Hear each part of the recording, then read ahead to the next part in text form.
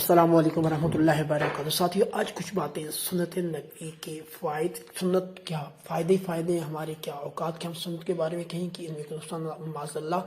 ساتھیو، سونے سے پہلے 3 مرتبہ بستر جھاڑنے، دائیں طرف کروٹ سونے اور سونے سے پہلے وضو کا حکم کیوں دیا گیا ہے۔ ساتھیو، یہ باتیں جو اتنا عرصہ پہلے کہیں گی، 1400 سال قبل پہلے کہیں گی، ان کی تحقیق جب کی گئی تو آج بھی جو ریزلٹس ہیں انہوں نے سب کو حیران کر دیا۔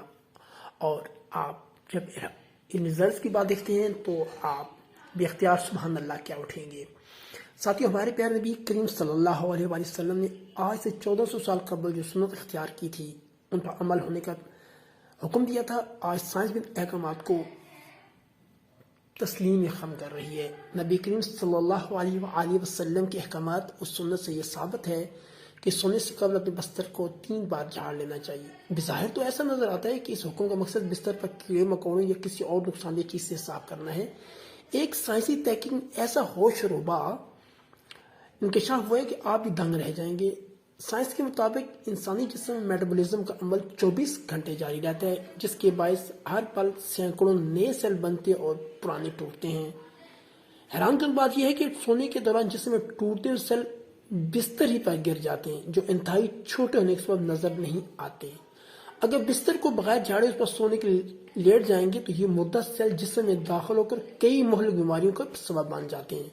اور سائنس نے یہ بھی ثابت کر دیا ہے کہ ان مردہ سیلوں کو صاف کرنے کے لیے بستر کو کم از 3 بار جھاڑنا لازمی ہوتا ہے، اور ایسا کرنے سے خطرہ ٹل جاتا ہے۔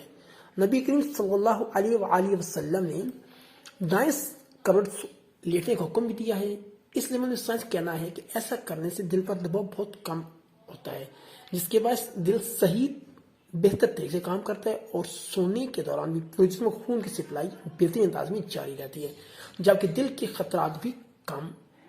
دورے کے خطرات بھی کم ہو جاتے ہیں۔ اس کے علاوہ دائیں کروٹ پر سونے سے معدہ بھی اوپر کی جانب ہوتا ہے، اور اس سے اسے رات میں کھائی جانے والی غذا کو ہضم کرنے میں آسانی رہتی ہے۔ رات سونے کے دوران معدے میں موجود غذا اچھی طرح ہضم ہوتی ہے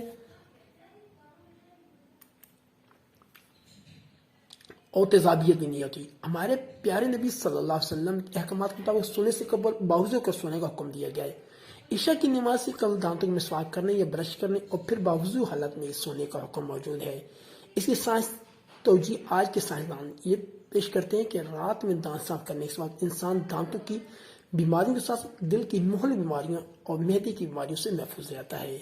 منہ میں موجود کھانے کے ذرات کو اگر سونے سے پہلے صاف نہ کیا جائے تو وہ جراثیموں کا سبب بنتے ہیں، اور رات میں وضو کے بعد کچھ نہ کھانے پینے کا بھی حکم ہے۔ اس کا مطلب یہ ہے کہ سونے سے قبل جب انسان وضو کرتا ہے تو اپنا مثلا پیشاب سے خالی کر دیتا ہے، جس کے سبب انسان گردوں کی بھی کئی بیماریوں سے محفوظ رہتا ہے۔ اللہ پاک سنت کے مطابق ہمیں سونے کی توفیق عطا فرمائے اور اپنے روز و شب کی تمام حرکات و سکنات سنت نبی کے مطابق کرنے کی توفیق دے۔ آمین یا رب العالمین۔